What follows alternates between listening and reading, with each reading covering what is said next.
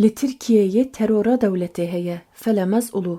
Di 27 Sibata 2025 de Rêber Abdullah Ocalan ji girtîgeha Îmraliyê bangeke dîrokî kir. Ev banga Aştî û Civaka Demokratîk ne tenê ji bo çareseriya pirsgirêka kurdan e. Di heman demê de ji bo demokratîkbûna Tirkiyeyê û Rohilata Navîn jî xwedîgiringiyeke mezin e. Rêber Apo bang li pekekê kir ku xwe fesih bike û dawîl têkoşîna xwe ya çekdarî bîne. Ev bang ne tenê ji bo kurdan, ji bo tevaya Tirkiye û herêmê bû derfeteke dîrokî. Lê belê piştî heft mehan pêvajohîn jî di nava astengiyan de ye. Banga Rêber Abdullah Ocalan stratejiyek nû ye ku şerê çekdarî bi dawî dike û li ser bingeha Civaka Demokratîk ji nû ve Civakê ava dike. Rêber Abdullah Ocalan di nameya xwe de dibêje PKK di sed sala bîstan de li ser qedexekirina Kurdîtiyê derket holê ku siyaseta demokratîk û hukukî bê ava kirin. Ev bangjaliyê heyeta DEM Partiyê ve hate xwendin û vê bangê li cîhanê deng veda. Neteweyên Yekbûyî awayeke hêviya Aştîyê nirxand û ji gelek derdoran piştgirêka xurt ji vê bangê çêbû. Aliyê Kurdan bi awayeke berpirsiyar gavên mezin avêtiye. PKK di adara 2025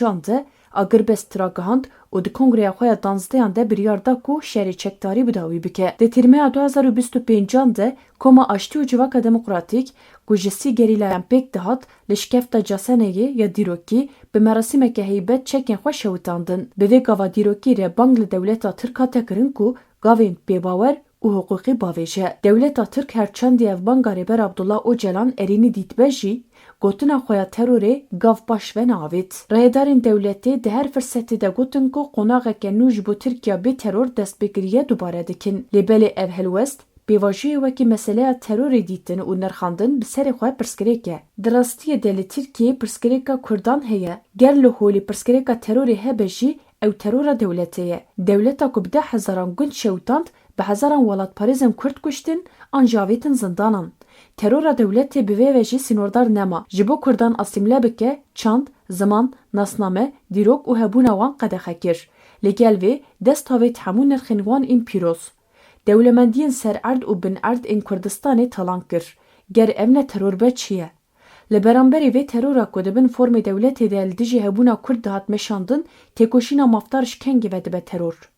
Dibe were zanîn ku pêvajoya bi înisiyatîfa Rêber Abdullah Ocalan hatiye dest pêkirin, pêvajoya çareseriya ye, pêvajoya demokrasî û azadiyê ye. Di bingeha vê de jî li hevkirina Civakê heye. Komîsyona Demokrasî, Xwişkbiratî û Hevgirtina Millî ku di tebaxa 2025 de dibin banê meclisê de hatiye avakirin, bi armanca zemînekê hukukî û siyasî ji pêvajoya Aştî û Civaka Demokratîk re ava bike dest bi xebatê kiriye.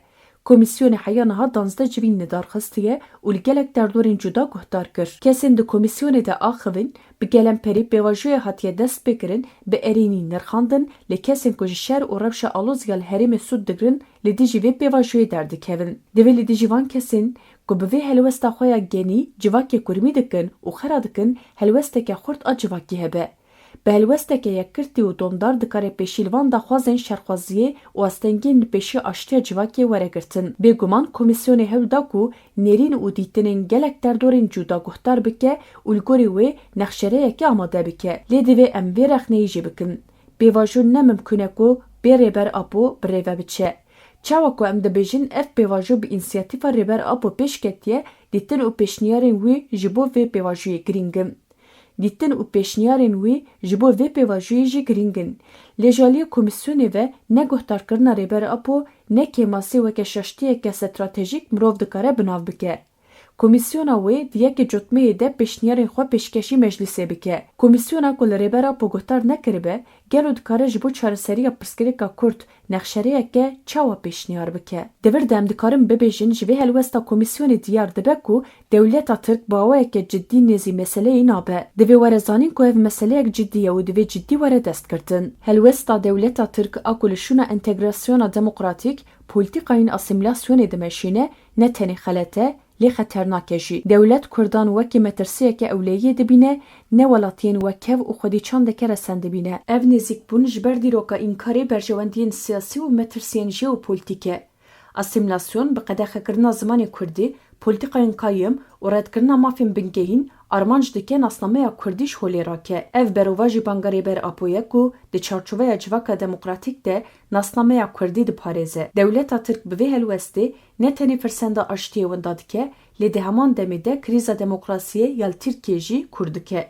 Eger dewlet reformên wekî serbestberdana girtiyên siyasî, pejirandina mafên zimanê Kurdî û rakirina qayîman neke, ev pêvajo tenê dibe kontrolkirina Kurdan ne çareserî. Lê belê eger dewlet gaveke wêrek bavêje, Tirkiye dikare bibe modela demokrasiyê di herêmê de ku hem Tirk hem jî Kurd jî qezenc bikin. Di encamê de Banga Rêber Abdullah Ocalan ne tenê ji bo Kurdan, lê ji bo tevahiya Tirkiye derfeteke. Dewleta Tirk bi guhertinên demokratîk dikare vê krîzî veguherîne modelek serkeftinê.